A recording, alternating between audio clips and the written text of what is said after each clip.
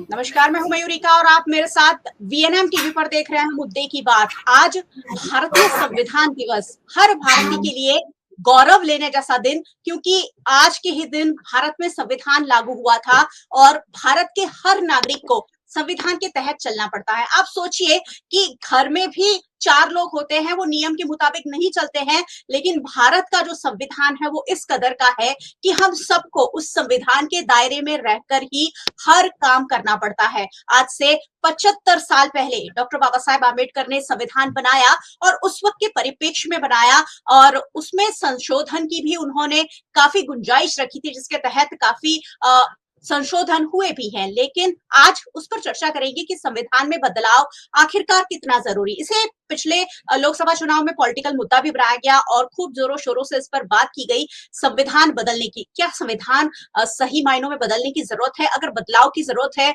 तो क्या क्या बदलना चाहिए आज के परिप्रेक्ष्य में? जब 75 साल पहले बना था संविधान, तब का माहौल कुछ अलग था और अब 75 साल बाद देश उन्नति की दिशा में जब आगे बढ़ गया है, तब उसमें कितना बदलाव होना जरूरी है, उस पर आज मनोमंथन होगा। और मेरे साथ कुछ खास मेहमान जुड़े हैं, उनसे आप सबको रूबरू करवा देती हूँ और उसके बाद इस गंभीर मुद्दे को गंभीर रूप से चर्चा में आगे ले जाएंगे कि आखिरकार संविधान में बदलाव कितना जरूरी।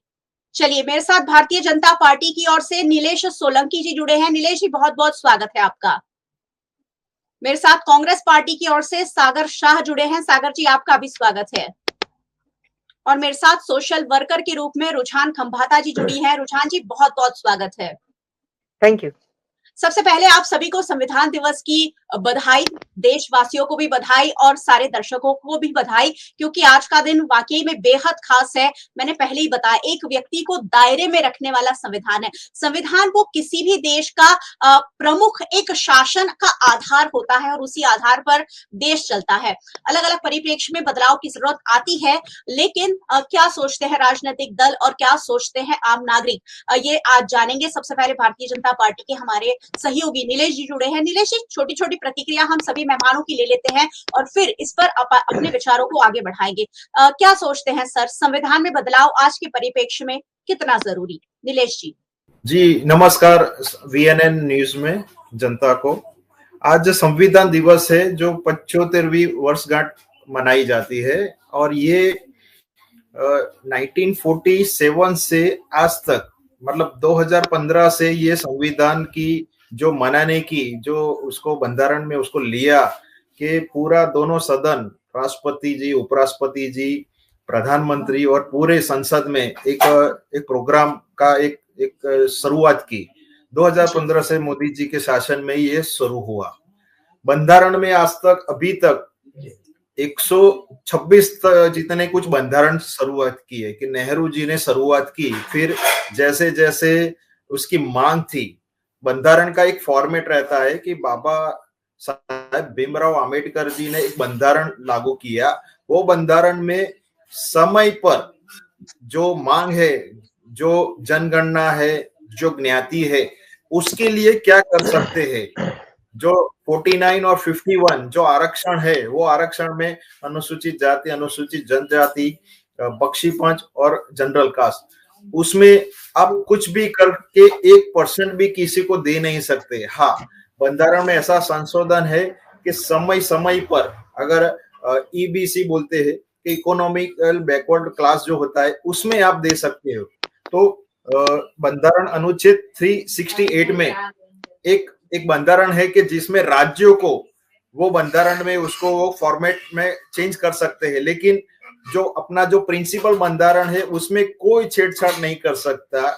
लेकिन ये गलती स्वर्गीय इंदिरा गांधी जी ने 25 जून 1975 में किया और 18 महीने तक ये बंधारण का गला घोटा और इमरजेंसी जैसी ला दी।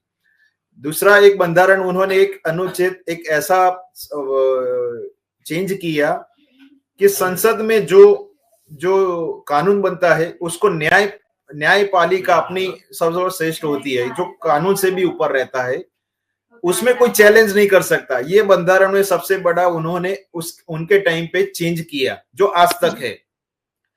जहां तक मैं बोलूं कि ओबीसी कमीशन नहीं था भारत में, तो मोदी जी के शासन में ओबीसी कमीशन लागू किया। जहां तक बंधारण में जो समय की मांग, ज्ञातिगत मांग, जितने हमारे युवाओं को, हमारे अनुसूचित जाति को, जनजाति को, जितने भी हमारे पिछड़े वर्ग है, उनको मध्य प्रवाह में लाने का मोदी जी ने बेहतरीन काम किया। ठीक है कि समय समय पर श्री राहुल गांधी जी विदेश में जाते हैं और बंधारण खत्म करने की बात किया है और पब्लिक डोमेन में भी है। बंधारण की वो किताब दिखाते हैं, लेकिन पता नहीं उसमें वो उनका क्या परिप्रेक्ष्य रहता है। तो हमारे दोनों सदन में, हमारा आज के टाइम में हमारा स्वदेश में एक संसद बना हुआ है, जो दोनों सदन वहां पे है। तो वहां पे भी कांग्रेस ने वॉकआउट किया था और वहां पे स्वदेशी जो उद्घाटन हुआ था उसमें भी कांग्रेस नहीं आई थी। तो जहां तक बंधारण का कुछ भी प्रोग्राम होता है, सबसे पहले कांग्रेस वहां पे वॉकआउट करती है।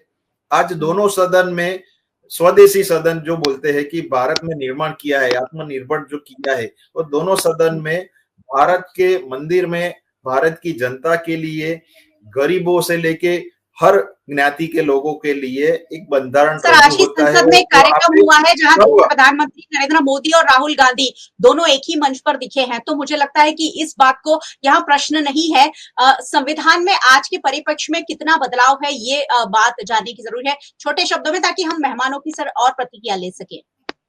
नहीं, जरूरी है कि जहां तक वो लाभ जो हमारे बंधारण में भीमराव अंबेडकर जी ने जो बंधारण में जिनको ध्यान में रख के जो उसका जो तैयार किया था, वहां तक अगर सरकार नहीं पहुंची है तो बंधारण में वो चेंजेस जरूरी है। वो भी परमिशन दोनों सदन की होती है। जिसके पास बहुमत होता है तो वो लागू करती है, जिसके पास बहुमत नहीं होता है तो वो बिल वहां पे पास नहीं होता है। जैसे हमने देखा कि 2019 के बाद 33% महिला आरक्षण जो हमारी सरकार ने परिपूर्ण पास किया, अभी वो अगले लोकसभा में लागू करेंगे। तो जहां पे भी वो जरूर है, समय की मांग के आधार पे, ज्ञातियों के मांग पे आधार पे लोगों की जरूरत है, तो समाज को मध्य प्रवाह में लाने के लिए ये चेंजेस जरूरी होता है। जी जी बिल्कुल। चलिए, कांग्रेस पार्टी की ओर से सागर जी जुड़े हैं। सागर जी, पहले कम शब्दों में अपने विचार व्यक्त कीजिए, रुझान जी के पास भी चलेंगे और उसके बाद आप अपना पूरा जो व्यू है वो रख सकते हैं। जी नमस्कार और सभी दर्शकों को जय संविधान। देखिए, संविधान का मतलब क्या होता है, सबसे पहले तो ये समझिए। संविधान मतलब कायदा, कानून, न्याय, कलम, एक्ट, जिसके तहत इस देश में अब राज्य चलेगा। 1947 से पहले 200 साल अंग्रेजों का राज रहा। उसके पहले हमारे देश में राजाशाही थी। आप राजाशाही को सामंतशाही बोल सकते हैं, ऑटोक्रेसी बोल सकते हैं, मोनार्की बोल सकते हैं, डिक्टेटरशिप बोलते हैं, क्योंकि राजा जो होता है वो जो चाहता है वही कानून होता है। नो डाउट, राजाओं के दरबार होते थे, उनके दरबारी होते थे, उनके मंत्री होते थे, लेकिन सब कुछ जो कुछ भी होता था, वो जो इस देश में जो अलग अलग प्रकार के रजवाड़े थे, जो आजादी के बाद कांग्रेस के दिग्गज नेता सरदार वल्लभ भाई पटेल और उनके साथ कुछ कुछ रजवाड़ों के लिए नेहरू जी भी जुड़े थे, तो उन लोगों ने सारे रजवाड़ों को एक कर दिया। उस दिन जीत हुई संविधान की, कायदा की, कानून की, कलम की, एक्ट की, नियम की, रूल्स की, रेगुलेशन की, और एक आम आदमी भी अब अपनी आवाज उठा सकता है, क्योंकि राजाशाही में यह मुमकिन नहीं था। पॉसिबल है कि राजा उस पर कोई भी एक्शन ले सकता था, तो राजा ही कानून था, राजा ही कायदा था, राजा ही संविधान था। उस पूरे जो माहौल को 200 साल की गुलामी के बाद जब कांग्रेस ने लड़ाई लड़ी आजादी के लिए, क्योंकि जो हम पर सत्ता काबिज करके बैठे थे वो अंग्रेज, हमने क्यों अंग्रेजों का जो कायदा कानून था उसको थोड़ा सा एक्सेप्ट किया, ये भी आपको जानना जरूरी है। क्योंकि जो राजाशाही थी, तो राजा के नियम के मुताबिक अगर संविधान बनेगा तो वो तो राजाशाही जैसा ही होगा। लेकिन जहां पर पढ़े लिखे लोग थे, जो एडवोकेट्स थे, जो लॉयर्स थे, जो कायदा को पढ़ चुके थे, और खास करके कांग्रेस की बात करें तो श्री जवाहरलाल नेहरू, उनके पिताजी मोतीलाल नेहरू, सरदार वल्लभ भाई पटेल, गांधी जी और बाबा साहेब आंबेडकर, ये सारे उस वक्त 100 साल पहले विदेशों में जाकर या किसी भी तरह से एडवोकेट बने थे। आपको जानना चाहिए कि those people were so educated, है ना, 100 years back when those people went to foreign and took the degrees of advocacy, lawyer और कायदा कानून के जानकार बने थे, और उन लोगों ने देखा कि इनके यहाँ रहने से कुछ बदलाव आए हैं। जैसे हमारे भारत में बहुत सारी दूषण प्रचलित थी, जैसे बच्ची अगर पैदा होती थी तो उसे दूध के अंदर डुबोकर मार दिया जाता था। बच्चियों को एक कहते हैं ना कि हमारे ऊपर भार माना जाता था। राजस्थान जैसे और कई प्रदेशों में औरतों को सती बनना पड़ता था कि उसके पति की मृत्यु हो जाए तो जलती हुई चिता में उसकी पत्नी को जल जाना पड़ता था। देवदासी जैसी प्रथा साउथ में बहुत फेमस हो चुकी थी, जहां पर एक औरत को एक पुरुष प्रधान देश देव को दे देता था कि भाई भगवान की सेवा में। फिर उसके बाद उनके साथ क्या होता था ये पूरा देश जानता है। कुछ ऐसी जातियां थी इस देश में, बैकवर्ड क्लास की अगर हम बोल सके तो, उनके ऊपर ऐसे रूल्स थे कि वो अपनी ब्रेस्ट को, उनकी औरतें उनकी ब्रेस्ट को ढक नहीं सकती थी, है ना। तो ऐसे कई दूषण थे भारत में।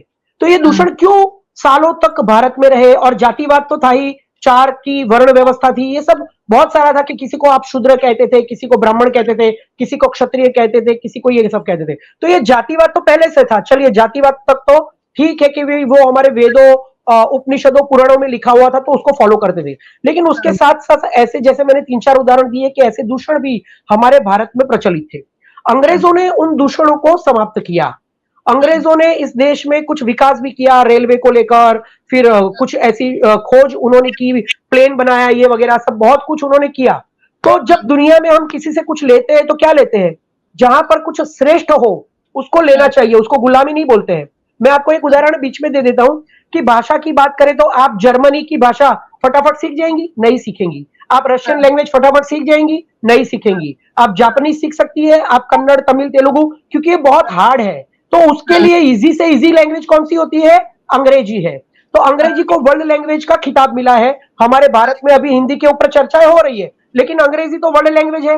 तो इसका मतलब कोई अगर भारत में अंग्रेजी बोलता है तो इसका मतलब ये नहीं होता है कि अंग्रेज चले गए और अंग्रेजी की गुलामी छोड़ गए। अंग्रेजी लैंग्वेज जो है, इंग्लिश लैंग्वेज जो है, वो वर्ल्ड लैंग्वेज एक्सेप्ट की गई है क्योंकि उसमें एबीसीडी होती है, सीखने में बहुत सरल और इजीएस्ट होता है। तो ये कायदे कानून के हिसाब से देश चलता है, इसीलिए हमारे देश ने ये संविधान लागू किया। बाबा साहेब आंबेडकर का एक सूत्र था, कब होगा? जब इस देश में कुछ प्रॉब्लम थे, समस्या थी, तभी थी कि मेरी जाति कौन सी है ये मैं तय नहीं कर सकता, मेरा जन्म किस जाति में हुआ है ये मैं तय नहीं कर सकता, लेकिन जब मैं मरूंगा तो मेरी मौत कैसी होगी वो मैं खुद डिसाइड करूंगा। और कांग्रेस ने, राष्ट्रपिता महात्मा गांधी और बाबा साहेब आंबेडकर में मतभेद थे बहुत सारे ओपनली, फिर भी कांग्रेस ने आजादी के बाद बाबा साहेब आंबेडकर को संविधान बनाने के लिए एक अध्यक्ष बनाया और उनकी पूरी एक समिति थी जिसमें 200-250 लोग थे, और उन सभी लोगों ने मिलकर इस देश का संविधान बनाया। तो आज बाबा साहेब आंबेडकर की मृत्यु के बाद उन्हें लोग एक संविधान के निर्माता के तौर पर मानते हैं, और छोटा व्यक्ति चाहे किसी भी जाति, किसी भी धर्म, किसी भी वर्ग, किसी भी क्लास का हो, उसे संविधान को मानना पड़ता है। तो बाबा साहेब आंबेडकर ने जो बोला था कि मैं किस जाति में पैदा हुआ हूं वो मेरे हाथ में नहीं है, लेकिन मैं मरूंगा तो मेरी मौत मैं तय करूंगा। तो ये संविधान ने आज उनकी मौत को तय किया है कि आज बाबा साहेब आंबेडकर के संविधान को सबको मानना पड़ता है। जैसे राष्ट्रपिता महात्मा गांधी ने कहा था एक अंग्रेज को कि तुमने मुझे तुम्हारी गाड़ी से निकाला है, लेकिन मैं तुम्हें मेरे देश से खदेड़ कर निकाल दूंगा। फिर उन लोगों को खदेड़ा। तो ये जो कहने वाले थे, पढ़ने वाले थे, पढ़ाई की थी, लॉज जानते थे, कायदा जानते थे, एडुकेटेड थे, उन्होंने ये संविधान बनाया और आज देश 75 साल से चल रहा है। तो संविधान को बदलने की जरूरत नहीं है। हाँ, संविधान में सुधार की अगर जरूरत हो तो संविधान को बार बार सुधारा जा सकता है, लेकिन उसको बदलने की बात ये बिल्कुल गलत है, क्योंकि जो बना है वो सोच और समझ के साथ बना है, कायदे के साथ बना है, पढ़े लिखे लोगों ने बनाया है। तो इसको बदलना जरूरी नहीं, लेकिन हाँ, अगर जरूरत पड़े वक्त पर तो उसको सुधार करना चाहिए, मेरा ऐसा मानना है। जी जी जी सागर जी, सुधार की बात है। हमारे साथ रुझान जी जुड़ी हुई हैं। रुझान जी, अपने आप को पहले अनम्यूट कर लीजिए। और हमने बीजेपी को भी सुन लिया और कांग्रेस को भी सुन लिया। एक आम नागरिक क्या सोचता है संविधान के बारे में? क्योंकि मुझे पता है एक आम नागरिक के रूप में आप सोचती हैं और अपने विचार व्यक्त करती हैं। जी जी मैम, सबसे पहले मैं हमेशा ये कहूंगी, पहले तो हैप्पी कॉन्स्टिट्यूशन डे, क्योंकि मैं ये कहती हूँ कि मेरा जो धर्म है, मेरा मानवता मेरा धर्म है, ह्यूमैनिटी इज माय रिलीजन। और अगर जी, मुझे पूछा जाए कि मेरा ग्रंथ क्या है, तो मेरा ग्रंथ मेरा कॉन्स्टिट्यूशन है। यस, हमारा भी खुद की बुक है, जैसे रामायण और जैसे गीता होती है, हमारी बाइबल होती है, ऐसे हमारी भी बुक है जिसका नाम है अवस्था। लेकिन फिर जी, भी वो अवस्था मेरे रिलीजियस बिलीफ्स के लिए मेरी बुक है। But when I am living in a country India which is a constitution, तो मेरी रिलीजियस बुक उस पॉइंट ऑफ व्यू से अपना संविधान है, कॉन्स्टिट्यूशन है। छोटे से हम बड़े हुए, हमने जो प्रियम्बल जो हमारा संविधान का है कि India is a democratic country जहाँ पे लोगों को पास फ्रीडम ऑफ स्पीच है, इक्वालिटी है, लिबर्टी है, जस्टिस है, सोशल इक्वालिटी, पॉलिटिकल अपॉर्चुनिटी की सबको इक्वालिटी है, बहन भाई सबको अपनी इक्वालिटी है, बंधुत्वता है, फ्रेटर्निटी है, ताकि हम लोग क्या कहते हैं जिससे हर आदमी एक डिग्निफाइड लाइफ जी सके, इंटीग्रिटी ऑफ द नेशन का, unity and integration of the nation रख सके। ये सब हम वो सब सीख के बड़े हुए हैं। हमारा constitution is a sovereign socialist secular democratic republic. उसका जी, मतलब ये बता दो कि सोवेरेन का मतलब कि भाई हम हमारे खुद की गवर्नमेंट है, कोई दूसरी कंट्री उस पे हमें नहीं सिखाएगी कि भाई तुम ये करो वो करो। जी, सोशलिस्ट यानी कि सोशल एंड इकोनॉमिक इक्वालिटी होनी चाहिए, जो गवर्नमेंट रेगुलेट करेगा in terms of land ownership, industry, जो भी, क्योंकि ये सब बहुत जरूरी है देश को बढ़ाने के लिए। जी, सेक्युलर का मतलब वी आर हम कोई भी आदमी, we are a secular country, let us accept that. ये हमारा संविधान कहता है, मैं नहीं कहती हूँ कि जी, भाई कोई भी आदमी अपना रिलीजन फॉलो कर सकता है और डिग्निफाइड रीत से रिस्पेक्टफुली फॉलो कर सकता है, ऐसा नहीं छुप छुप के नहीं। क्योंकि हमें पता है, हम लोग जब हम लोग यानी हम पारसी, तो सबको हमारी स्टोरी तो पता ही है कि हम भी प्रोसिक्यूटेड हुए थे, हम भी भाग के आए थे गुजरात में, गुजरात के शोर पे, हमें भी यहाँ पे शर्म नहीं लेती।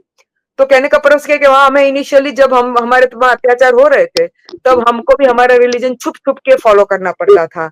फिर वहां से भाग के यहाँ आए, और हमने जो भी, वो तो सारी स्टोरी सबको पता है, उसमें भी नहीं पढ़ना है। But what I am trying to say कि that is so India is a secular country, this is what I want to say कि how everybody can follow their religion. Democratic तो पता है कि it is elected by the people, the government is elected by the people, and republic the head of the state is not a hierarchy, जिससे भी बात की, कोई राजा रजवाड़ा कोई हायरार्की नहीं है। लेकिन हमारा जो लोग इलेक्ट करेंगे कैसा है, जो कहते हैं democracy for the people bye the people of the people. Unfortunately अभी उसमें तो सब लफड़ा हो रहा है, लेकिन अभी उसमें अभी नहीं पढ़ना है, अभी मेन कॉन्स्टिट्यूशन पे फोकस करेंगे। So this is our constitution, ठीक है। प्रियम्बल बता दिया छोटे में, क्योंकि हम तो इतना ही फिर पढ़ने के लिए वी आर नॉट लॉयर्स के एक्सपर्ट्स के हम लोग, जैसे आगे सर ने बताया कि जो भी सब एक्सपर्ट्स ने बनाया अपनी रीत से अच्छा ही बनाया, अभी तो कुछ चल ही रहा है और आगे भी चलेगा। 106 में अभी विकिपीडिया से पुल किया कि भाई कितने अमेंडमेंट आए थे। 106 अमेंडमेंट है, जो लास्ट अमेंडमेंट मुझे याद है क्योंकि मेरा फेवरेट था, और मैंने अभी वापस पढ़ा भी कि भाई वुमेन का कंसर्न मेजोरिटी होनी चाहिए लेजिस्लेटिव असेंबली में। अच्छी बात है, ये तो हम कब से मांग रहे हैं। अभी 2024 तो जो भी था, कहा था कि भाई नेक्स्ट 28 में आएगा, क्योंकि वो पूरा सर्वे बाकी है, जो 2011 के बाद, वो कौन सा सर्वे कहते हैं मैं भूल गई, एक होता है सर्वे, बहुत बड़ा सर्वे होता है, 2011 के बाद इंडिया में हुआ ही नहीं है, जो आई एम सरप्राइज क्यों नहीं हुआ, लेकिन ठीक है चलो। तो कहने का पर्पस ये था मैडम कि इट इज वेरी इंपॉर्टेंट कि हमारा कॉन्स्टिट्यूशन का जो बेसिक स्ट्रक्चर है, क्योंकि होता क्या है कई बार, अभी अभी हुआ क्या, world war, not just India की मैं बात नहीं करना चाहती हूँ, वर्ल्ड वॉर में भी देखो तो हर कंट्री में, हर उसमें सब अपने, सब जो गवर्नमेंट से अपने रीच से अपने पावर दिखाना चाहती है। Everybody wants to become a super power. अब सुपर पावर बनने के लिए they are using the negative things like let's say using things like war के, जो भी सब होता है।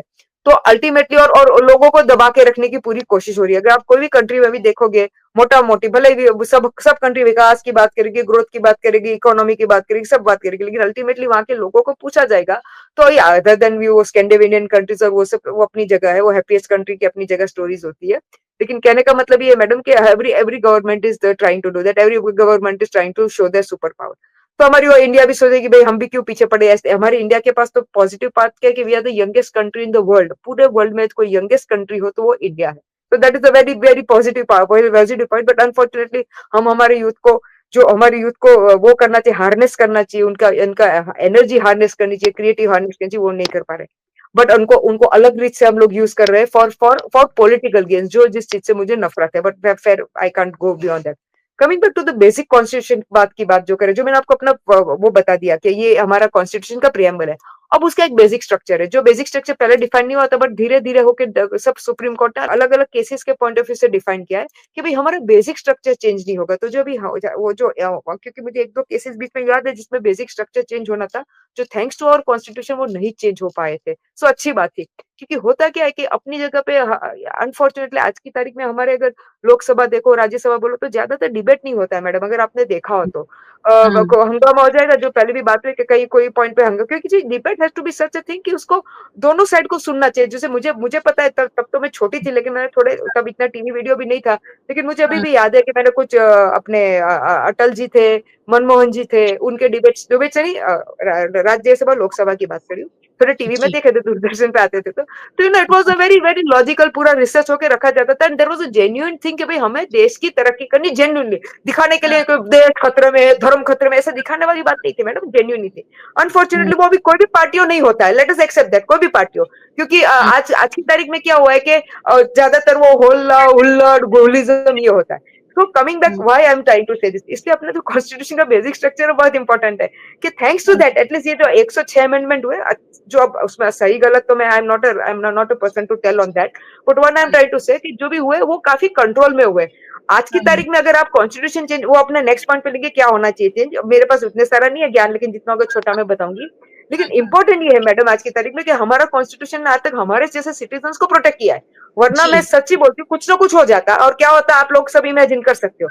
So that is why I am expecting it कि हमारा कॉन्स्टिट्यूशन जैसा है अभी रखो भाई, बहुत ज्यादा छेड़ना नहीं है, बेसिक स्ट्रक्चर छेड़ना नहीं है, वरना सब धंधे लग जाएंगे। जी बिल्कुल बिल्कुल, बेसिक जो है संविधान वो बहुत सोच समझकर और सालों आगे की सोच के साथ बनाया गया है, यानी बेसिक स्ट्रक्चर में तो बदलाव की जरूरत नहीं है, लेकिन क्योंकि अब देश की जो स्थिति है काफी बदली है, लोगों की स्थिति जो काफी बदली है, कई समाज कई धर्म के लोग काफी आगे आए हैं, और ऐसे में छोटे मोटे बदलाव जो होते हैं उस पर उतना ज्यादा पॉलिटिकल मुद्दा क्यों बना दिया जाता है, ये मेरी समझ से परे है। हमारे भारतीय जनता पार्टी के मित्र हैं नीलेश जी।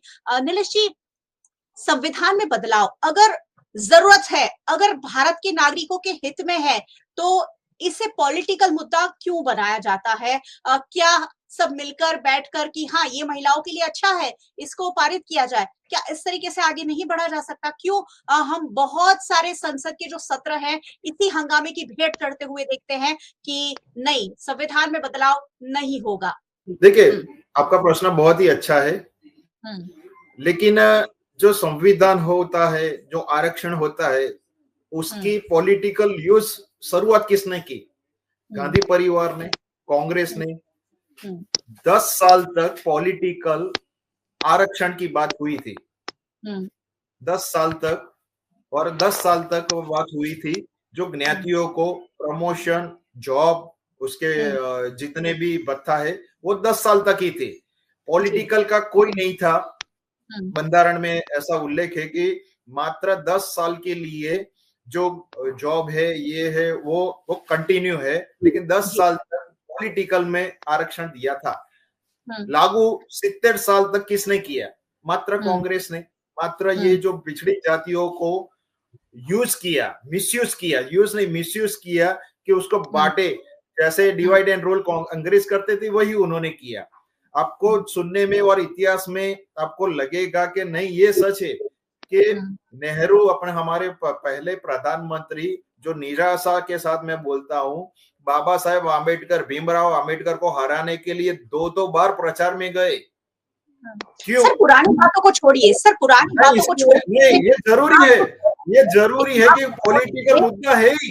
मेरी बात सुनिए, चलो ये पुरानी बात। मुझे लग रहा है कि सालों पहले शायद नेता बहुत समझदार थे, समझदार नहीं थे। एक मिनट, चलो ये पुरानी बात है ना जी।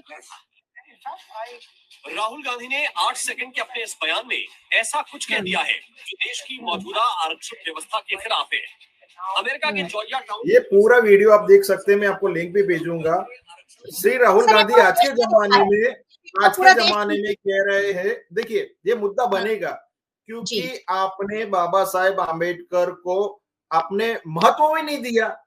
आपकी सरकार ने, आपके पहले प्रधानमंत्री ने 2 बार हराया, उनको वो आगे आने नहीं दिया। क्यों? अगर आप संविधान करते तो उनके जो रचयिता थे उनको तो आपने कहीं पे भी नहीं लिया। दूसरी बात कि आप फॉरेन में जाते, ये राहुल गांधी का वीडियो है, मैंने कोई एडिट नहीं किया, आपके पास पब्लिक डोमेन में होगा कि आरक्षण भारत में नाबूद करने की वो अपने शब्दों में स्पीच बोल सकते हैं। दूसरी बात सर आपको नहीं लगता वो जो बयान था मिसलीडिंग था, वो कुछ और कहना चाह रहे थे और उसे यहाँ कुछ और तरीके से हमने लिया? सर ये जो बयान है वो पूरे देश ने, और उस पर हमने बहुत सारी चर्चाएं भी की है, और यहाँ की जो पॉलिटिकल मुद्दा था उसमें भी कांग्रेस पार्टी ने भी काफी संविधान बदल देंगे ऐसा करके लोगों को भरमाने की कोशिश। मयूरिका जी, आप मुझे प्रश्न पूछते हैं तो आप होशो हवास में प्रश्न पूछते हैं, मैं उसका जवाब देता हूं। आपकी जबान नहीं लड़खड़ाती और आपकी ऐसी जबान कि आपके पूर्वजों ने एक फैमिली में 3 प्रधानमंत्री दिए हो, जिनका जन्म चांदी की चमची के साथ हुआ हो, जिन्होंने बंधारण पूरा पता नहीं, लेकिन पूरे 17 साल में भारत में जो राज किया हो, क्या आप ऐसे बयान दे सकते हैं? और वो भी राहुल गांधी जी कि जिनकी पूरी बचपन से लेकर जवानी और अभी तक वो हारने की जो नौबत आती है, पूरा राजकारण में आप कभी कुछ उसमें मिसलीड कर सकते हैं? कोई स्लिप ऑफ टंग हो सकता है? नहीं हो सकता, क्योंकि जो मन में होता है ना वही कैमरे में आता है, और एक बार नहीं बार बार आता है। दूसरी बार मैं आपको बोलता हूं कि गुजरात में 2025 से मोदी सरकार IIM में आरक्षण लागू कर लेगी। देखिए, ये आरक्षण का कौन रक्षण करता है और कौन नाबूद करने की बात कर, पूरे भारत को मालूम है। और इसीलिए मयूरिका जी, एक बाई इलेक्शन भी आप क्यों हार जाते हो? आप एक पूरे स्टेट क्यों हार जाते हो? पूरा लोकसभा राज्यसभा क्यों हार जाते हो? ये तो आंकलन करना जरूरी है ना। चलो एक हमारे नेता ने कुछ बोल दिया, समझते हैं कि भाई इलेक्शन में कुछ गलती हो जाती है, लेकिन आप पूरा आंकलन देखोगे। लेकिन मुझे लग रहा है संविधान ये सारी चीजों से परे है, और भारतीय जनता पार्टी और कांग्रेस पार्टी शायद इसी को अपना हथियार बनाकर इस्तेमाल कर रही है, और ये लोगों के संविधान के साथ तो खिलवाड़ है ही, लोगों की भावनाओं। हथियार बनाइए, लेकिन वो गरीबों के लिए, पिछड़ी जातियों को मध्य प्रवाह में लाने के लिए, विकास के लिए हथियार बनाइए ना, जैसे मोदी सरकार कर रही है। आपने देखा 33% महिलाओं को आरक्षण, इनके सरकार नाबूद हो गई, इनकी सरकार के दम तोड़ दिया। हमारी सरकार ने पूर्ण बहुमत से लोकसभा और राज्यसभा में पास किया। अनुसूचित जाति, अनुसूचित जनजाति में आज देखिए हमारे राष्ट्रपति कौन है, लेकिन ये बोलते हैं राष्ट्रपति। जो इनके बड़े नेता थे वो भी हार गए दूसरी पार्टी से। तो ये लोग जहां पे भी पिछड़ी जातियों का जो बोलते हैं ना कि अपमान होता है, उनको नीचे गिराना, ये मात्र इनकी ये राजनीति रहती है। अगर 17 साल में, मैडम मैं आपको बोलता हूं कि 17 साल में जो काम होना चाहिए था, बाबा साहेब आम्बेडकर ने जो दिशा देख के लिखा था बंधारण, अगर वो काम हुआ होता ना, तो आज हमारा देश बहुत कहीं आगे होता, लेकिन नहीं हुआ। आज कहीं पे भी जाते, आज देखिए कि अब अपरुषता, किसी को धर्म, ज्ञाति या उसके लिंग से अगर कोई आपको अपमान करता है तो उसके लिए भी है बंधारण में। अगर सही बंधारण का उपयोग किया होता 17 साल में मयूरिका जी, तो हमारा देश आज वो गरीबी में नहीं होता। लेकिन हाँ, ये 2014 से, मैं आपको इसलिए बोल रहा हूं कि 2014 से पूर्ण बहुमत मिला, और आप देखिए कि आज राष्ट्रपति से लेके हमारे पेज समिति के जो नेता है उसको भी पॉलिटिकल एक अच्छा ग्राफ मिला है, जहां पे भी उसको जो ज्ञातियों होती है उसको भी यहाँ पे वो अग्रता मिली है। बंधारण का मतलब है कि छोटे से छोटे आदमी को उसको संरक्षण देना है, सरकार का लाभ देना है। आज देखिए कि 5 से 10 लाख आज हेल्थ कार्ड आपका यूज कर हो सकते हैं। आज 4 करोड़ से भी ज्यादा गरीबों को मकान मिला है। आज वो गरीबों को पानी, टॉयलेट, ये सब ये प्रायोरिटी थे। 17 साल आपने क्या किया? जी नीलेश जी, चलिए जवाब मांग लेते हैं। 17 साल क्या किया उसका जवाब नहीं मांगेंगे, लेकिन संविधान में अगर मिलजुल कर बदलाव होता है तो क्या दिक्कत आ रही है सागर जी? देखिए, सबसे पहले तो हमने तय किया था कि हेल्दी डिस्कशंस होगा। उसके बाद बार बार जब आरोप लग रहे हैं एक पक्ष के द्वारा, तो मुझे बिल्कुल अधिकार है उसका जवाब देने का। और जिस तरह से मैं चुप रहा और मैंने बिल्कुल सुना, तो मैं मानता हूं कि मुझे भी सुना जाएगा। और अगर हम डिबेट को गंदा करेंगे ना, तो इसमें जो गंदा करेगा उसको लोग देख रहे हैं, तो वो तो देखेंगे। और सबसे पहले तो नॉलेज होना चाहिए। आप कुछ भी कहीं भी बकवास करते हो ना, तो पब्लिक तो देख ही रही है, तो पब्लिक डिसाइड कर लेगी कि who is speaking right and who is speaking wrong. सबसे पहले राहुल गांधी का जो वीडियो बताया उसके ऊपर मैं बात करना चाहूंगा।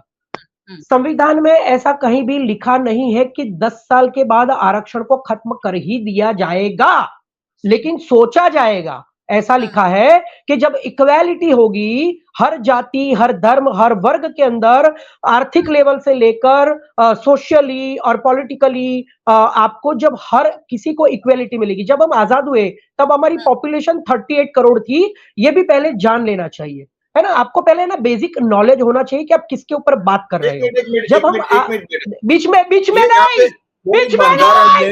बंधारण में छोड़ा जा रहा है मैडम, एक मिनट, बंधारण में ये अलग जा रहा है। बदतमीजी नहीं चाहिए, बदतमीजी नहीं चाहिए, बदतमीजी नहीं चाहिए। आप इनको बंद कीजिए, आप इनको बंद कीजिए। बदतमीजी नहीं, बदतमीजी बंद कराइए आपके चैनल पर। बदतमीज लोगों को इनवाइट मत कीजिए। काम मैं बदतमीजी नहीं कर रहा हूँ, मैं बीच में नहीं बोला था मैडम। बदतमीजी को आप बंद करवाइए, इनका बाइक बंद कीजिए। नहीं, आप सागर भाई बंद कीजिए। आप नीलेश भाई को बोलिए कि नीलेश भाई आप चुप रहिए, आप ऐसा बोलिए मैडम। मैं दोनों को बंद कर दूंगी अगर नहीं, मैं बीच में नहीं बोला। नहीं, ऐसा नहीं, ऐसे बात नहीं होती। हम अलग चीज से बात करें। रुझान जी का रुझान ले लेते हैं। रुझान जी क्या मानते हैं आप? मैम अपने आप को अनम्यूट कीजिए। सागर जी मैं आपके पास आऊंगी, आप अपने आप को थोड़ा शांत कर लीजिए। रुझान जी, ये पॉलिटिकल मुद्दा क्यों बनता जा रहा है? हमारा संविधान कभी भी पॉलिटिकल मुद्दा कब से मैंने ऐसे एग्जांपल दूं, जैसे कि मैंने कई चीजें सोची एग्जांपल के, भाई हमारे जिस तरह गवर्नमेंट जिस तरह का लॉज इनेक्ट करती है और फिर उसका इम्प्लीमेंटेशन, तो उसके लिए कॉन्स्टिट्यूशन बदलने की जरूरत है, अकाउंटेबिलिटी और रिस्पॉन्सिबिलिटी चाहिए। अब आपको अकाउंटेबिलिटी और रिस्पॉन्सिबिलिटी के लिए कॉन्स्टिट्यूशन चेंज करने की जरूरत नहीं है। अपने देश में सबसे बड़ा इश्यू, मैडम एग्जांपल दूं, अगर आज की तारीख में किसी को पूछा जाए, मे भी कैमरा के सामने बोलने से वो हिचके जाएंगे, लेकिन पूछा जाएगा क्या सबसे बड़ा इश्यू है, तो वो लोग बोलेंगे corruption is a very big issue. Let us accept that, at every level it is that. तो एग्जांपल ये करप्शन का था कि भाई करप्शन के लिए मुझे कॉन्स्टिट्यूशन चेंज नहीं करना है। सेकंड एग्जांपल अगर आपको दूं कि जो हमारे लेट अस से एज अ दिस थिंग, हमारे पास जैसे कि एग्जांपल लॉज है कि भाई टैक्स ये पर्टिकुलर फ्रेम में भरना है, ये पर्टिकुलर टाइम पीरियड में भरने का, फलाना ये पर्टिकुलर, हर चीज में हमारे पास एक टाइम पीरियड आता है, और अगर हम वो नहीं करते तो हमें उस पर वो करना पड़ता है, क्या कहते हैं, पेनल्टी देनी पड़ती है। लेकिन मैं इसलिए इसके कोई कॉन्स्टिट्यूशनल चेंज नहीं किया मैडम। आप अपने आप को शांत कर लीजिए, मैं आपके पास आऊंगी, आप अपने आप को शांत कर लीजिए। जी रुझान मैम बताइए। सागर में कर रहा हूँ सागर में आपका आवाज नहीं आ रहा है। नीलेश भाई आप भी म्यूट पे चले जाओ। नीलेश भाई मतलब नहीं है, नीलेश भाई प्लीज। तो कभी तक तो नहीं, बेसिक पार्टी कब से लोग, मैंने जितना सुन रही हूँ पॉलिटिकल पार्टी, नीलेश भाई प्लीज, तेरे मैंने पता ही, मेरे को बोल लेना दो ना नीलेश भाई प्लीज। हाँ, तो what I am trying to say, ultimately जी अगर आज की तारीख में भी देखो तो पॉलिटिकल पार्टी से अंदर वो में भी उनका काम ही है, उनका नाम है पॉलिटिकल, तो अंदर जो वो करने का, जैसे कि कब से ये लोग रिजर्वेशन पे ही अटके हुए हैं। आज की तारीख में मुझे रिजर्वेशन की पॉइंट ऑफ व्यू से जी हाँ, अब let us go beyond reservation, वरना मैं भी हमारी बहनों की इक्वालिटी और मैं भी कथा चालू कर सकती हूँ मैडम। और ये भी बात एक सही है, मैं इसलिए बताना चाहती हूँ कि एक बात बहुत सही है, क्योंकि मैंने खुद महसूस किया है। एग्जाम्पल दू के जैसे कि रिजर्वेशन ने ये जो वो कास्ट सिस्टम है, एग्जाम्पल ये देना चाहती हूँ कि मैं एक IAS ऑफिसर के साथ थी, तो वो IAS ऑफिसर बड़े कास्ट के है और उनका ड्राइवर छोटी कास्ट का है।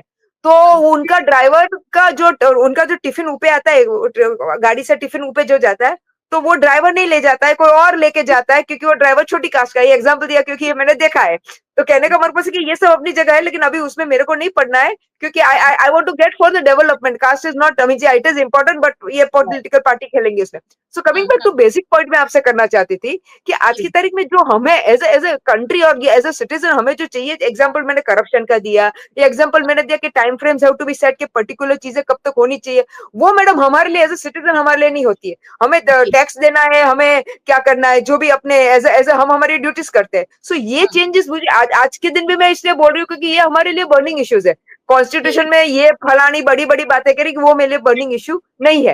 एंड थर्ड इंपॉर्टेंट बात करना चाहती हूँ कि we as a this thing जितने साल पुराना है तो उसका मतलब नहीं है कि नया है तो हमारी सोच बदल जाएगी। सोच बदली है, जैसे कि हमने हमारी वो भारतीय न्याय आईपीसी जो चेंज की, थोड़ी मोटी छोटी मोटी चेंज हुई, वो सब जरूरी है मैडम, उसमें मैं बिल्कुल अग्री करूंगी क्योंकि वो तो 100% जरूरी है एज पर टाइम। जैसे कि पहले वीडियो एविडेंस नहीं यूज किया था, भारतीय न्याय संविधान में video evidence, social media evidence use हो रहा है, तो ये सब जरूरी है। लेकिन उसके लिए अगेन रिपीट करती हूँ कि बड़ा जो हमारा बेसिक स्ट्रक्चर, उससे दूर जाने की हमें जरूरत नहीं है। हमें अभी भी, क्योंकि see I will tell you still we are not a matured, हमारी पॉलिटिकल पार्टी इतनी मैच्योर्ड नहीं है, पॉलिटिकल पार्टीज कोई भी मैच्योर्ड नहीं है। सो ये जरूरी है कि हम इसमें बड़े चेंजेस नहीं करें, लेकिन ये जो अमेंडमेंट्स है हम उसमें जरूर करें। जी मैम। बिल्कुल बिल्कुल। सागर जी, मैं आपके पास आ रही हूँ। आपने अपने आप को शांत कर लिया होगा, ये मैं मानती हूँ, और बड़ी शांति से आपका जो मुद्दा है रखिए, क्योंकि सागर जी आपको भी शायद अनम्यूट करना होगा आपकी तरफ से। अपने आप को शांत कीजिए और बहुत अच्छी तरीके से आपका पक्ष रखिए सर। जी प्लीज बताइए। देखिए, मैंने शुरुआत शांति से ही की थी जी, ठीक है, और जब वो बोल रहे थे पूरा वक्त में चुप था, ये दुनिया देख रही है, मुझे सबूत देने की जरूरत नहीं है मैडम। आगे बढ़िए उस मुद्दे से। नहीं, अब मैं नहीं उसको क्लियर करना पड़ेगा। और जब उन्होंने बीच में बोलकर मेरी डिबेट को डाइवर्ट करने की कोशिश की, तब मैंने आवाज लगाई, और आपने मेरा टर्न बंद कर दिया, मेरा माइक बंद कर दिया, उनका माइक बंद कर देती तो मैं बोल लेता। नहीं सर, दोनों आपको उतना ही करना था, लेकिन आपने मुझे क्यों बंद किया, मुझे ये समझ में नहीं आया। मैं तो उनको गाली दे रहा था, मैं उनको बोल रहा था। तो बदतमीज जो लोग बदतमीज, नहीं मेरी बात सुनिए पहले, जो लोग बदतमीजी करते हैं ना उनको जवाब दीजिए, मुझे नहीं। चलिए अब मैं बात करता हूँ, ठीक है। तो संविधान के अंदर यह कहा गया था कि इस देश में जब तक 100% इक्वेलिटी नहीं आती है तब तक आरक्षण रहेगा। आज भी इस देश में 2014 से लेकर 2024 में सिर्फ 5-6 उद्योगपतियों को प्रमोट किया जा रहा है, और पूरे भारत देश की 90% संपत्ति सिर्फ 15 लोगों के पास है, और सिर्फ 1% संपत्ति जब इस देश में कॉमन मैन और गरीब लोगों के पास है, तब संविधान बंद नहीं किया जाएगा, उसके ऊपर कार्यवाही होगी। राहुल गांधी ने उस वीडियो में क्लियर कट ये बोला था कि हम संविधान को बंद करने की तब सोचेंगे जब इस देश में इक्वेलिटी आ जाएगी। इस वीडियो के ऊपर बड़े बड़े नेशनल चैनल पर डिबेट्स हो चुकी है। तो आप इस वीडियो को मुद्दा बनाओगे तो पहले आप वीडियो में कही गई बात को सुनिए, समझिए, सोचिए, और बार बार ऐसे मुद्दे उठाकर अपने आप को इंटेलिजेंस मत समझिए, क्योंकि दुनिया देखती है कि क्या है। अब दूसरी बात, इमरजेंसी जब इंदिरा गांधी ने लगाई थी, इमरजेंसी के बाद इस देश में इंदिरा गांधी से लेकर संजय गांधी तक हार चुके थे। तब जब चुनाव होते थे उसमें ट्रांसपेरेंसी थी, और इसीलिए देखिए अभी भी बदतमीजी कौन कर रहा है बीच में? नहीं, गलत था ना। कौन कर रहा है बदतमीजी? अभी मैं चिल्लाऊंगा नहीं क्या? सागर भाई आप अपनी बात को कंटिन्यू कीजिए। तो इनको बंद कीजिए ना मैडम, मेरे को बंद कर देती है आप। चलिए आप अपनी बात को कंटिन्यू कीजिए। हाँ, तो जब इंदिरा गांधी ने इमरजेंसी लगाई थी तो छुपकर रात नहीं लगाई थी 12 बजे 8 बजे कि हम अभी से लॉकडाउन करते हैं। आकाशवाणी रेडियो पर, देश की लीगल रेडियो चैनल पर आकर उसको डिक्लेयर किया था, और वो भी संविधान के तहत किया था। इमरजेंसी संविधान में आती है जब इस देश पर संकट आएगा, कोई युद्ध होगा, जब कोई समस्या होगी तो देश का प्रधानमंत्री इमरजेंसी संविधान के तहत लगा सकता है। उसी तरह से लगाया गया था। रात को 8 बजे आकर नोटबंदी या लॉकडाउन नहीं लगाया था, ठीक है। जब इमरजेंसी लगाई उसके बाद इंदिरा गांधी खुद 78 में इसी देश के अंदर चुनकर आई थी। अगर इस देश में नहीं ये परिवारवाद बोलते हैं ना, उसका उदाहरण मैं दे देता हूं कि आज अगर तुम्हारी सरकार है, अगर तुम खुद को विश्व गुरु कहते हो, अगर तुम खुद को देवताओं का देवता कहते हो, तो आज प्रियंका गांधी भी सोनिया गांधी के साथ, राहुल गांधी के साथ इस देश के सो कॉल्ड नॉन बायोलॉजिकल विश्व गुरु के सामने, देश के संविधान के हिसाब से जीतकर आपके सामने 3 लोग बैठे गांधी परिवार के, तो आप कहते हो कि ये परिवारवाद है। अरे इसी देश के लोगों ने चुनकर प्रधानमंत्री बनाया था, समझे? जैसे आज आपकी सरकार में इन 3 लोगों को चुनकर इस देश के प्रधानमंत्री के सामने बिठाएंगे। दिस इज कॉल्ड संविधान। अगर इनकी चलती नहीं, अब लास्ट मुद्दा, जैसे ये कहते हैं कि बाबा साहब आंबेडकर को राष्ट्रपिता महात्मा गांधी के विरोध होने के बाद भी संविधान बनाने के लिए चुना था कांग्रेस ने, लेकिन इनके प्रधानमंत्री ने गुजरात में जब वो मुख्यमंत्री थे तो इनके ही अपने ही पार्टी के विरोधी संजय जोशी और हरेन पंड्या का क्या हाल किया है ये दुनिया देखती है, जानती है। आप संविधान की बात करते हो, 4 को लेकर आएंगे तो संविधान को बदल देंगे। आपके पास पहले अपने गिरेबान में झांकिए, पहले अपने गिरेबान में झांकिए। इनकी ज्योति मिर्जा कहती थी संविधान बदल देंगे, इनका आनंद हेगड़े कहता था संविधान बदल देंगे, इनके अयोध्या का प्रत्याशी कहता था संविधान बदल देंगे, इनकी राजकुमारी दीपिका कुमारी कहती है कि संविधान को बदल देंगे। ये संविधान को बदलने की पब्लिक के सामने बात करते हैं और ये संविधान और कायदे की बात करते हैं। Shame on you, shame on you. Sagar ji चलिए, 30 मिनट की हमारी डिबेट 40 मिनट की ऑलरेडी हो चुकी है। नीलेश जी अगर छोटा सा कोई जवाब आप देना चाहते हैं तो बताइए, फिर मैं इस चर्चा को विराम दूंगी। नीलेश जी। देखिए मैडम, एक बायस चल रहा है, ये शुरुआत तुमने की है, अब मैं बीच में बोलूंगा, इसको नहीं बोलने दूंगा क्योंकि इसने मेरे डिबेट को डाइवर्ट किया था। डाइवर्ट किया था, he diverted my debate, he diverted my debate, he diverted my debate, I will not take it to speak। Nilesh जी कुछ कह रहे थे आप? बंधारण के विषय में आपको अगर नॉलेज नहीं है तो मत बोलिए। मैं इसलिए बीच में बोला था कि बंधारण में अगर आपको पढ़ना नहीं आता है, मैडम एक मिनट मैडम, है संविधान में बदलाव क्या देश के लिए जरूरी है, वो बात करनी है। आप लोग हमेशा अरे आपके चैनल पे गलत जाता है तो उसको तो करेक्शन करूँ ना। बंधारण की बात कर रहे हैं हम लोग, कोई ऑर्डिनरी नहीं है टॉपिक। बंधारण का 10 साल का आरक्षण पॉलिटिकल 10 साल का ही था, और जो शैक्षणिक नौकरियां थी वो पूरी लाइफ थी। मतलब बंधारण में ऐसा नहीं था कि उसको कभी खत्म करेंगे, तो ये गलत जा रहा था। दूसरा कि इमरजेंसी आप कब करते हो, ऐसी तो नौबत नहीं आई थी 25 जून को किसी ने लड़ाई कर दी। छोड़ दीजिए, चलिए मुझे लग रहा है कि हम तीनों चारों लोग जो बैठे हैं, संविधान में छोटे मोटे बदलाव जो जरूरी है वो करने चाहिए, ऐसी हम सबकी राय है। चलिए रुझान जी, मुझे लगता है कि ये जो पॉलिटिकल जो चीजें हो रही है शायद वही संविधान पर बहुत ज्यादा भारी पड़ती जा रही है।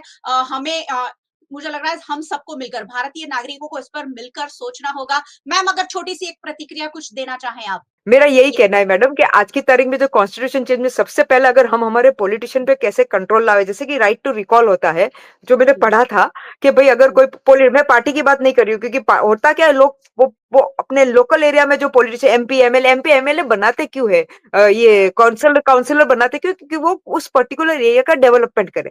अब अगर वो वहां पे डेवलपमेंट होता नहीं है, सिर्फ जातिवाद और ऑल दैट थिंग होता है, तो अगर हमारे पास राइट टू रिकॉल हो गया भाई, अगर 1 साल 2 साल 3 साल, क्योंकि ये तो एक बार बैठ जाते 5 साल के लिए बैठ जाते, और फिर वो पार्टी क्या करती है, देखती है कि अरे भाई इसने अच्छा काम नहीं किया तो चेहरा बदल देगी। या हमारे गुजरात में अगर आप आई डोंट नो आपको पता है, गुजरात में तो हमारी पूरी मिनिस्ट्री 2 बार चेंज हो गई थी। तो कहने का पर्पस क्या है मैडम कि अगर राइट टू रिकॉल भी अगर लोगों के हाथ में हो कि भाई अगर पर्टिकुलर एमएलए एमपी नहीं करे तो वो उसको वापस रिकॉल कर सकते हैं। ये एक छोटा सा एग्जांपल मैं दे रही हूँ, क्योंकि अल्टीमेटली जी आज अगर कॉन्स्टिट्यूशन की अगर बात करेंगे तो आज मैंने वापस बोलती हूँ कि जिस तरह के हमारे ये जो इमैच्योर पॉलिटिशियंस बैठे हैं, क्योंकि लेट अस एक्सेप्ट जो अभी हुआ, एक ने दूसरे को इंस्टिगेट किया, दूसरे ने पहले को इंस्टिगेट किया, ये खेल रहे थे दोनों, क्योंकि उनके पास और कोई मुद्दा नहीं था अदर देन रिजर्वेशन। तो कहने का पर्पस क्या था कि अनफॉर्चुनेटली मैच्योरिटी है नहीं, लेवल वो है नहीं। तो एज अ सिटीजन हम क्यों पॉलिटिकल उसको इलेक्ट करते कि वो हमारे यानी एज ए कंट्री हमारा देश का उद्धार करे। जैसे कि एजुकेशन के आप हालत देख रहे हो, क्या है, बातें बड़ी होती है लेकिन एजुकेशन में कुछ ठिकाने में बैठ नहीं रहे। हेल्थ, ये बेसिक नीड की अभी तो बात करूं हम बैठ, और अभी फूड 80 करोड़ लोगों को फ्री में राशन दिया जाता है, तो अभी हम वहीं पे अटके हुए हैं। तो अभी कोई बड़ी बात करने की जरूरत नहीं, इसी पे हम कंट्रोल कर सके तो मैडम अपना देश जो वो ट्रिलियन डॉलर इकोनॉमी की बात करते हैं ना, वो तो हो ही जाएंगे हम, लेकिन अमीर अमीर होते रहे, गरीब होते रहे, वहां प्रॉब्लम आ रहा है। जी मैम। बिल्कुल वक्त से काफी आगे चले गए हम लोग, क्योंकि चर्चा शायद कुछ और मोड पर चली गई। लेकिन संविधान में छोटे मोटे बदलाव जरूरी है, लेकिन भारतीय नागरिकों के हक में हो ये बहुत जरूरी है। मैम बहुत बहुत शुक्रिया हमारे साथ जुड़ने के लिए, और बहुत बहुत शुक्रिया सभी व्यूअर्स का हमारे साथ जुड़ने के लिए। लेकिन व्यूअर्स को मुझे लग रहा है कि बहुत ज्यादा यहाँ से एक सबक मिलता है कि आप सुनिए सभी की, लेकिन सोचिए और समझिए खुद की, क्योंकि जब तक आप खुद की नहीं सोचेंगे, आप संविधान को सही तरीके से पालन खुद नहीं करेंगे, तब तक संविधान का हम जो गौरव जिसे मानते हैं वो सही तरीके से निभा नहीं पाएंगे। आज संविधान दिवस पर मुझे लग रहा है हम सबको संविधान पढ़ना चाहिए। पहले तो हमारे बच्चों को संविधान पढ़ाना चाहिए, और संविधान की जो छोटी छोटी बातें हैं, बहुत छोटी छोटी बातें बताते हैं जिसका अमल हम नहीं कर रहे हैं वो करना चाहिए। वीएनएम टीवी पर आप ये पूरा प्रसारण देख रहे हैं। वीएनएम टीवी को यूट्यूब चैनल पर अगर नए आए हैं सब्सक्राइब कर लीजिए और बेल आइकन प्रेस कर दीजिए ताकि वीएनएम का हर अपडेट सबसे पहले आप तक पहुंच सके। अगर आप हमें फेसबुक पर देख रहे हैं शेयर जरूर कीजिए, ये बातें हर किसी के लिए जानना जरूरी है। आप हमें ओटीटी प्लेटफॉर्म्स पर देख रहे हैं, डेली हंट, वोडाफोन टीवी, जियो टीवी और जियो टीवी फाइबर 498 नंबर के चैनल पर वीएनएम टीवी को 24 घंटे लगातार देखा जा सकता है। देखते रहिए वीएनएम, जुड़े रहिए वीएनएम के साथ। नमस्कार।